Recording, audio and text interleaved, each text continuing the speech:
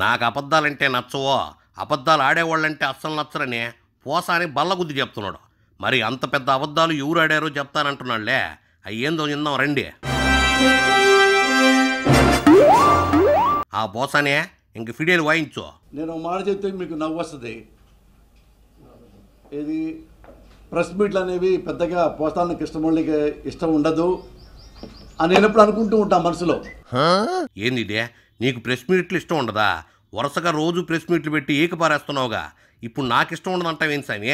ఎప్పుడన్నా ఇంపార్టెంట్ అయితే ఒక మొక్క చెప్పి అది ప్రజలకు ఉపయోగపడేది అయితే అనుకొని నేను కామ్గా ఉందాం అనుకుంటా. కానీ ఈ రాజకీయ నాయకులు నన్ను కామ్గా ఉండనివ్వట్లా. రాజకీయ నాయకులు ఉండనివ్వడం లేదా? ఛాన్స్ రాలేదు కానీ, లేకపోతే నువ్వు రాజకీయ నాయకుడు అయ్యేవాడు కదా పోసానే. నేనే పార్టీ కాకపోవచ్చు, కానీ నేను ఒక పౌరుణ్ణి, నాకు ఓటు ఉంది. నా రాష్ట్రం బాగుండాలి, తెలుగు రాష్ట్రాలు రెండూ బాగుండాలి, ప్రజలందరూ క్షేమంగా ఉండాలి, పీస్ఫుల్గా ఉండాలి. ఇవి నా ఆలోచనలు. కానీ ఆ రాజకీయ నాయకుల ఆలోచనలు వేరే ఉన్నాయి. అది మీకు చదివి వినిపిస్తా. ఓహో, ఆ న్యూస్ పేపర్ చదివి వినిపించడానికి వచ్చావా? మా పేపర్ మేము కొనుక్కొని చదవలేమా ఏందే? జనసేన పవన్ కళ్యాణ్ గారు ఏం స్టేట్మెంట్ ఇచ్చారంటే, తెలంగాణ ఏమైనా పాకిస్తానా? కేసీఆర్ హైదరాబాద్లో మన వాళ్ళ భూములు తీసుకుంటారా? ఎవరు తీసుకుంటారో తీసుకోండి, నేను చూస్తా. తెలంగాణలో ఆంధ్రులు రాజకీయం చేస్తే తప్ప కేసీఆర్ మాత్రం ఆంధ్ర రాజకీయాలు వేలు పెట్టొచ్చా? ఫోన్లే అని చూస్తుంటే ఎక్కి తొక్కుతున్నారంట. భీమవరం సభలో అధినేత పవన్ కళ్యాణ్. అది పొద్దున్నే చదివానులే పోసానే.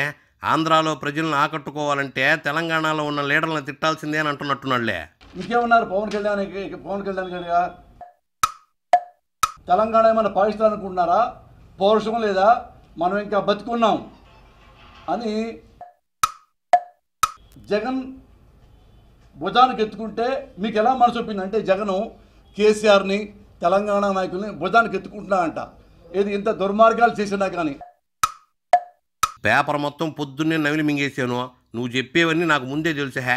ఇంకో పెద్ద మాట అన్నాడు, అది కూడా చదువు. ఇంకో పెద్ద మాట ఏమన్నా అంటే చూడండి, అండర్లైన్లో ఉంది. తెలంగాణలో మాత్రం ఏపీ ప్రజల్ని ఆందోళన అంటూ కొడుతున్నారంట. ఈ సంగతి తెలుసు కూడా ఎవరంటే మన జగన్మోహన్ రెడ్డి గారు కేసీఆర్ అనే భుజానికి ఎత్తుకుంటున్నారంట. ఇదొకటి చెప్పారు. మరి కొత్త నిజాలు బయట పెట్టారన్నాడే, ఇది కొత్త నిజాలు కాదు, 2 days బ్యాక్ ఆంధ్రజ్యోతిలో వచ్చింది. నీకు నచ్చకపోతే రోజు టార్గెట్ చేస్తానే ఉంటావా ఏంది సామి? ఆంధ్ర వాళ్ళని ఏ కులమైనా సరే, ఏ మతమైనా సరే మనం కొట్టేస్తున్నాడు తెలంగాణ వాళ్ళు. రెండు పక్కనే ఉన్నాడు. కేసీఆర్ గారినే ఆంధ్ర వాళ్ళు స్ఫూర్తిగా తీసుకోవాలంట, తెలంగాణ నాయకులనే స్ఫూర్తిగా తీసుకోవాలంట అన్నారు. ఇక ఎవరు సార్ ఉంది ఇక్కడ? ఆ మూడోది పెట్టండి. ఆ బంగారు చెల్లి గురించి చెప్పండి. రోజులు మారితే మాటలు మారతాయే, మాటలు మారితే ఫ్రెండ్స్ కూడా మారతారు. ఎప్పటివో ఇప్పుడు చూపిస్తే ఎట్టా చెప్పు. కేసీఆర్ గారు ఇంటికి వెళ్ళింది ఈయన.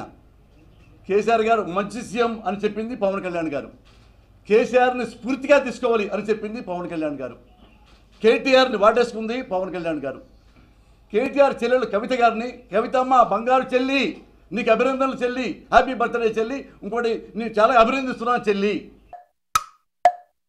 ఇదిగోండి, కేసీఆర్ గారి ఇంటికి వెళ్ళి ఆయన బొకే ఇచ్చి ఆయనతో టీ తాగి ఆయన పొగిడి ప్రెస్లో బయటకు వస్తున్న పవన్ కళ్యాణ్.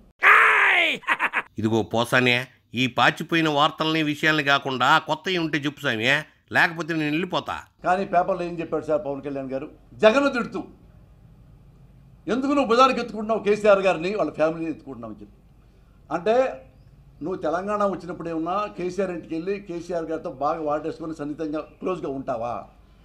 4 ఓట్ల కోసం నువ్వు ఆంధ్ర వెళ్ళిపోయి ఆంధ్ర వాళ్ళని తెలంగాణ వాళ్ళు కొడుతున్నారు, వీళ్ళ జాగీరా ఇది అని అక్కడ ప్రజలను రెచ్చగొడతావా?